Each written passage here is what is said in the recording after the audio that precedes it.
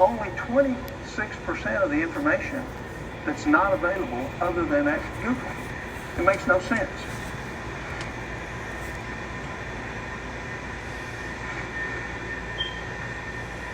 It's called the National Technical Information Service, and it was established in 1950 and tasked with collecting and distributing certain reports.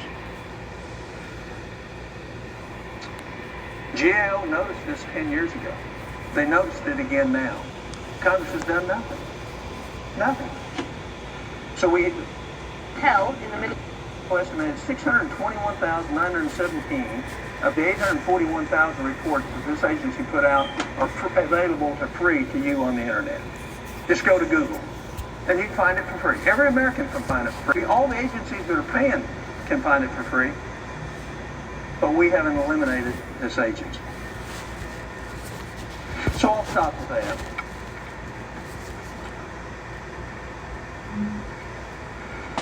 And I'll make a couple of points. Yeah, I'm sure you will. It's wonderful that we have a difference. It's wonderful that we have a difference of opinion. Well, here's my difference of opinion on what I just saw. Why on earth somebody, Senator Tom Corbin of Oklahoma, Republican, which if I had to choose a Republican or a Democrat, it'd be a Republican. Don't ask me why. That's a whole other discussion I don't really want to get into right now. I've always had a philosophy in my life. I mean always. Well, ever since I knew what a dollar was. Ever since the first time somebody tried to sell me something. Once they found out that I had a dollar, which you know how that goes. Once you have money, people try to get it from you. It's called sales. A great salesman is known by the way his tactics work on how to separate you from your money. Much like the debt ceiling, which is what's really coming down the path right now, is the debt ceiling. If we don't get the debt ceiling raised, that means we cannot pay off the people or make payments to the people that have kept the United States of America running for so long. Because we owe money to other countries for giving us money to keep our country going, which means we cannot do it ourselves. So first off, if these salesmen, the Democrats and Republicans, if these salesmen cannot sell each other, what makes them think they can sell us? Would you want them running your budget at your household? No. But more to the point, they're terrible salesmen. I always thought, and here's what I always thought, now I'll get to that. If you have to try that hard to sell something, if you keep repeating yourself, if you keep telling somebody how great something is, or how right they are, or how wrong they are, if you repeat that process over and over and over again, you are trying to sell, whether it's an idea or a product. In this case, the idea is the product. But if you keep on trying to sell it, that means it's not an easy sell. That means people aren't buying it on their own. You have to sell it to them. You have to make them believe it's for their best. It's their best purchase. It's good for them. It makes sense it's better for their lives if they buy this. See, the Democrats and the Republicans on day 10 of the government shutdown are getting to the point where they're selling ideas to us because they know that the idea that they have sucks. It's not working. So they have to come up with sales tactics, which is basically each one of these shows that I watch. It's a guy standing up there, sometimes 2 minutes, sometimes 20 minutes, explaining sales. It's a sales talk, but explaining why he's right. Well, to me, in my life, if you have to explain why you're right all the time, that means nobody's buying it. Nobody's buying your idea. You have to sell it to them. You have to have a good sales pitch. Get a meeting together. Get your board together. Get the vice president, the president together. Get your sales managers together. Let's come up with a great method, a great idea, so that we can separate those people, our customers, from their money. Because as of right now, they're not buying our product. So you got to be a really good salesman in order to get to the point where you can separate the person from their money. The government's trying to sell us an idea. So the best salesmen win, I guess.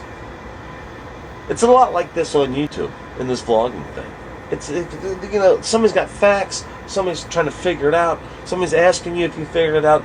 They're trying to sell you an idea. Like, this guy is terrible, that guy is great, this guy's my ally, that guy's my friend, this guy sucks, that guy's a liar.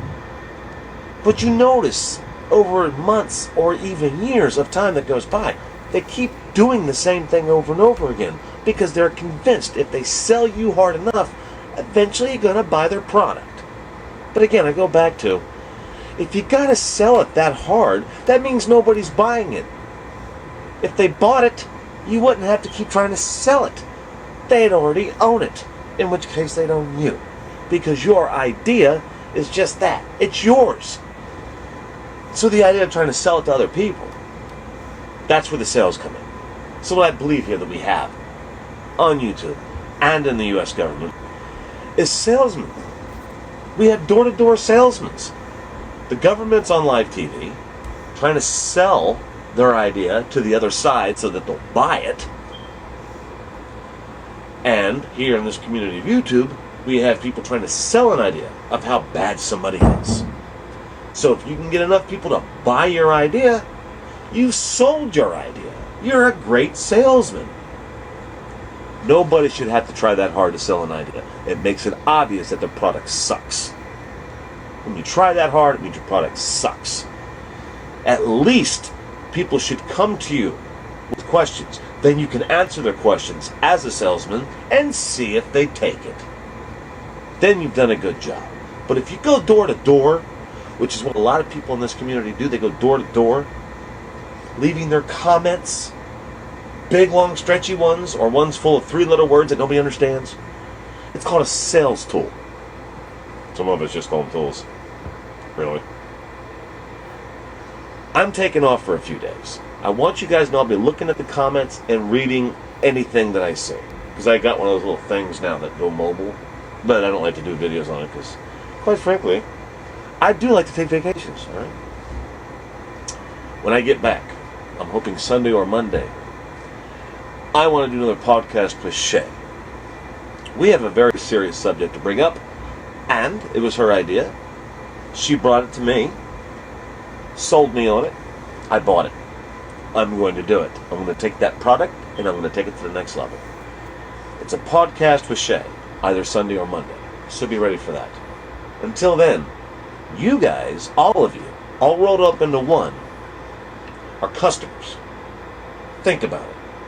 When you watch this stuff live, the government shutdown, on TV, or when you're in this YouTube community, listening to the bickering, going back and forth, and all the drama, try to remember, they're all trying to sell you something. But just remember, once you bought these two types of products, you cannot take them back for a refund. You're stuck with either a broken machine or a broken idea. Either way, the product's no good. It's going to sit in your closet, or you're probably just going to throw it away later, and you're going to regret that you bought it. Have a great weekend.